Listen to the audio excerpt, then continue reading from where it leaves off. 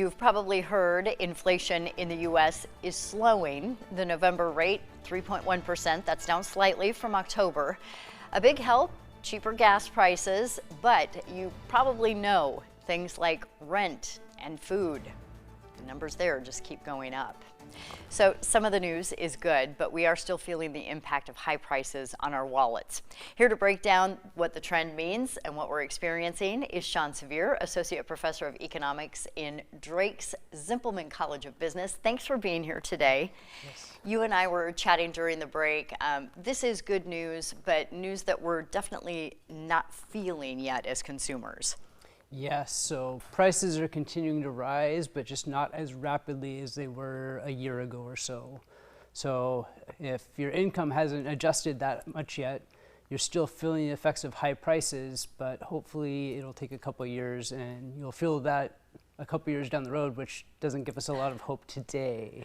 No, most of us are kind of impatient, instant gratification types. So I feel like we see these headlines, we read these headlines to people, and viewers may think, oh, that can't be true because I go to the grocery store and I'm still spending so much money. So just sort of break it down in layman's terms, how slowly all of this works and how hard it is for us to regain that ground. Yeah, so the way that we measure prices is really, it's a factor of things. So we have a bunch of different categories, and some things have really risen in price. So the cost of housing and the cost of sheltering has risen by about 5.5%, 6% over the last year. But then other categories like gasoline, I'm sure that people traveling and they go to fill up their gas tank, it's a lot cheaper than it was a year ago. And so it's really a combination of how much these things adjust overall, and then also how much of it you're spending towards. You spend a lot towards housing. If you don't travel a lot, the decrease in gas prices don't really help you. So overall, that's how it's combined to measure how we measure inflation. And factored into all of this, of course, interest rates. So, affecting everything from how much we're paying for debt that we're carrying, or things like our mortgages, of course, with those sorts of interest rates. The Fed is going to be meeting again. Nobody has a crystal ball, but what do you think the Fed will do?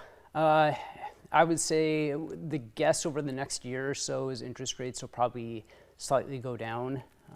We're probably going to hold about steady.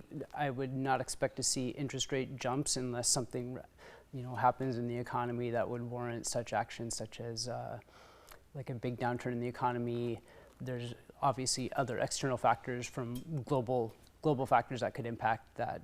But overall, I would say that if we're holding steady, the Fed would probably not raise interest rates anymore and may begin to decrease them, because now inflation from last year was 3.1%, and the Fed wants to get that to about 2% overall. So we're getting pretty close to that target now.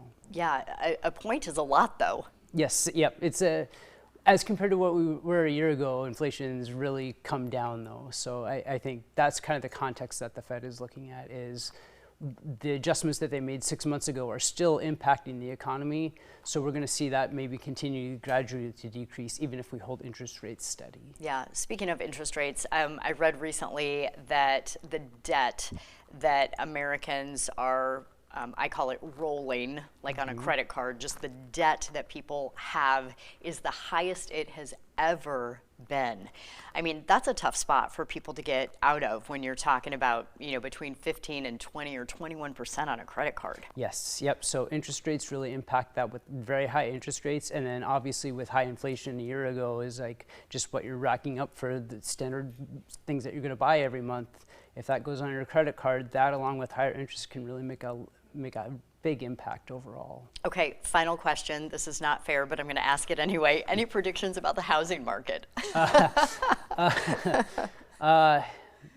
Crash, no crash? I would say no. I would say the housing market probably isn't going to crash. We've seen signs that it's decreasing. Yeah. So the number of new housing starts is really slowed. Housing prices have not risen as rapidly as they were. We don't see them they're not on fire anymore. Right.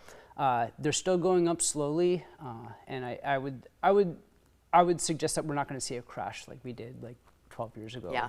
But if housing prices go down slightly, that's going to be a large help for people wanting to buy a home for the first time, so Absolutely. forth. But I wouldn't expect them to crash or bottom out. Like we saw in 08, 09. No. Okay, very good. Sean, thank you so much for being with us. Absolutely. We appreciate your Thank you. time.